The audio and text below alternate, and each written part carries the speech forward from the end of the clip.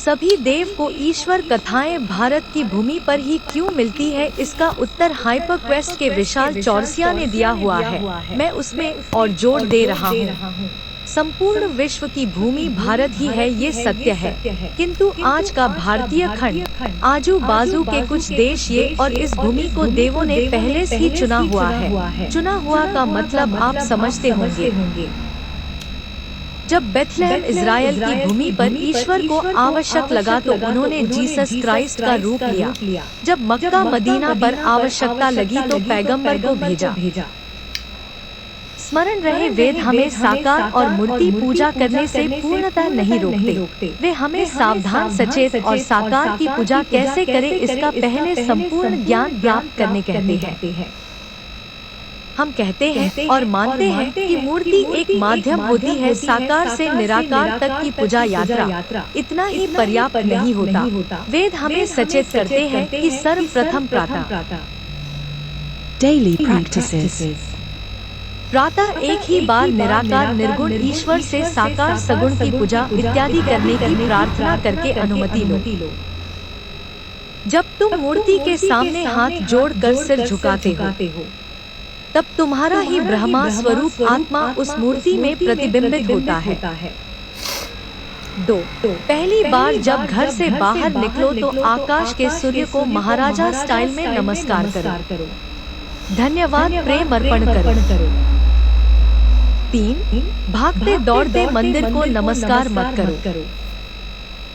4.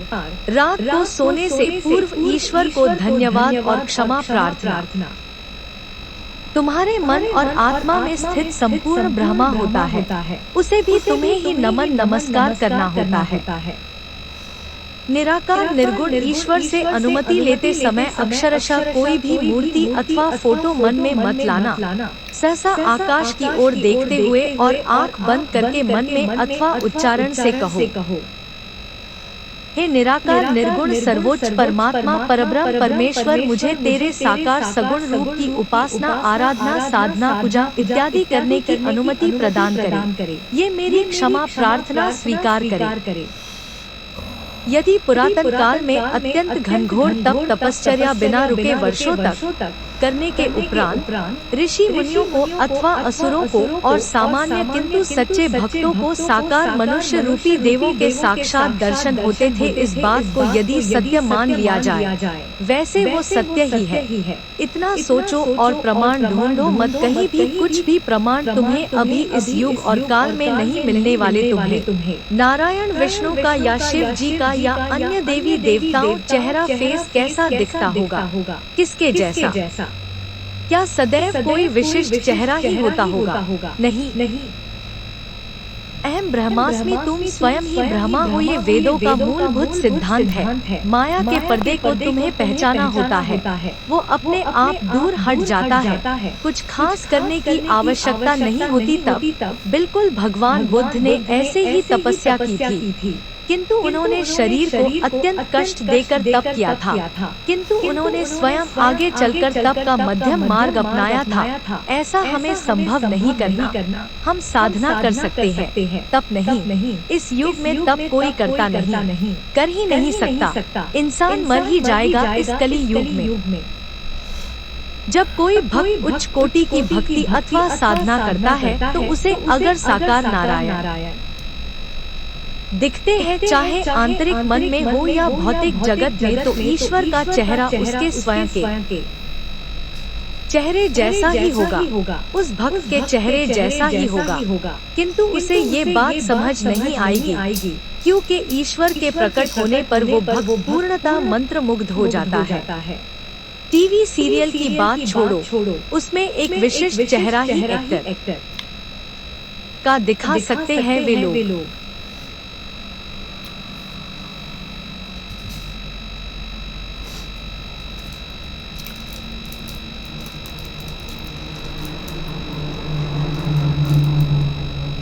Shri Ram Radha Rukmini Shri Krishna Jesus Christ की बात अलग है। उनका चेहरा एक विशिष्ट अनोखा अद्वितीय चेहरा ही था। वे अवतार थे ईश्वर के, विशिष्ट गुण थे उनके। भगवान श्री राम के पास 12 कलाएं थी, जबकि भगवान श्री कृष्ण के पास सभी 16 कलाएं गुण थी, जिसके कारण श्री कृष्ण को पूर्ण अवतार माना जाता है। वाल्मीकि रामायण और सनातन ग्रंथों के आधार पर इनके दिव्य गुणों और कलाओं का वर्गीकरण इस प्रकार है। भगवान श्री राम के गुण और कलाएं। भगवान विष्णु ने त्रेता युग में श्री राम के रूप में 12 कलाओं के साथ अवतार लिया था।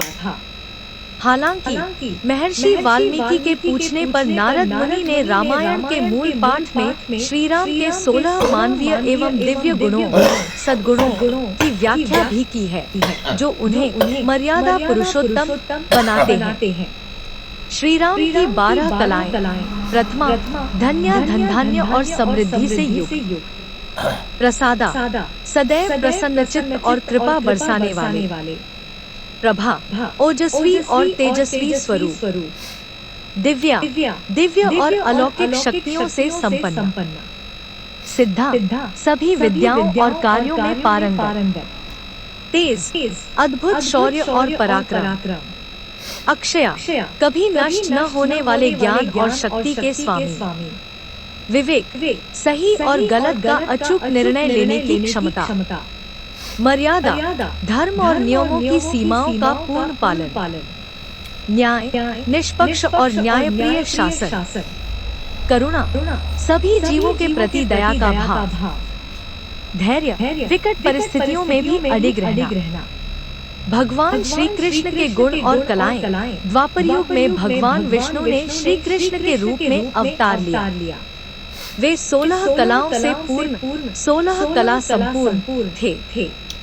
श्री राम की उपरोक्त 12 कलाओं के अतिरिक्त श्री कृष्ण में 4 विशेष दिव्य कलाएं भी थी, जो केवल उन्हीं में प्रकट हुई। वेणुनाद संगीत कला उनकी बांसुरी की ध्वनि चराचर जगत को सम्मोहित कर लेती थी। रूप कला अद्भुत सौंदर्य उनका सौंदर्य अद्वितीय था, जिसे देखकर हर कोई मंत्रमुग्ध हो जाता था। लीला कला दिव्य क्रीड़ा उनकी अलौकिक और आनंदमय लीलाएं, जैसे रासलीला माखन चोरी। 16 कला संपूर्णता आश्रितवत्सलता बटा सर्वज्ञता पूर्ण ईश्वरीय शक्तियों का बिना किसी सीमा के प्रकटीकरण और भक्तों को परम आनंद देना। नारायण परमेश्वर परमात्मा परब्रह्म कभी संपूर्ण रूप गुण शक्ति से पृथ्वी पर अवतरित नहीं होते। पृथ्वी उस रूप को झेल ही नहीं पाएगी, एक क्षण में नष्ट ही हो जाएगी। इंसानों में ये गुण 0.000000000000000000000000 इतने ही होते हैं, वो भी मैक्सिमम। देखो कल्पना करो तो किसी में ये गुण ना रहकर अवगुण माइनस बन जाते हैं। कहने का तात्पर्य है ईश्वर का रूप यदि सर्व क्षण निराकार है तो उसी क्षण वो साकार भी है। बाइबल में तो कहा ही है, God created human in his own image. और हाँ, इसका सरल साधा अर्थ वही है जैसे कि वो लिखा है, और जो तुम्हें सरल बुद्धि से समझ आ रहा है। कुछ लोग उसका ज्यादा डीपर मीनिंग निकालते दिखते हैं, जैसे लिटरल मीनिंग मत लेना वगैरह। खासकर इस्लाम में उसके जैसा इस दुनिया में कुछ भी नहीं है। ज्यादातर ये बात फेस चेहरे को ही अप्लाई होती है। अगर सोचो तो इस कली युग में ईश्वर साक्षात प्रकट साकार आंखों के सामने नहीं होते। अरे भाई, सत्ययुग की हवा पानी आकाश ही कुछ भिन्न था इस युग के मुकाबले। आज की भाषा में जादुई था, क्योंकि ईथर आकाश तत्व ही पृथ्वी के बहुत करीब था। ब्लैक होल, कृष्ण विवर और सूर्य मंडल के गैलेक्टिक डिस्टेंस अंतर दूरी कम होने के कारण वेदों के मंत्र आज भी वही है। और हाँ, वेदों के मंत्रों को कोई भी इंसान भ्रष्ट बदलाव करना असंभव है, किंतु उनकी अलौकिक शक्ति सतयुग की तुलना में क्षीण हुई है। ये क्रम तो चलता ही रहेगा। बॉलीवुड की कुछ फिल्म्स प्रशंसनीय है, जैसे पीके, OMG 2 और भी है कुछ है।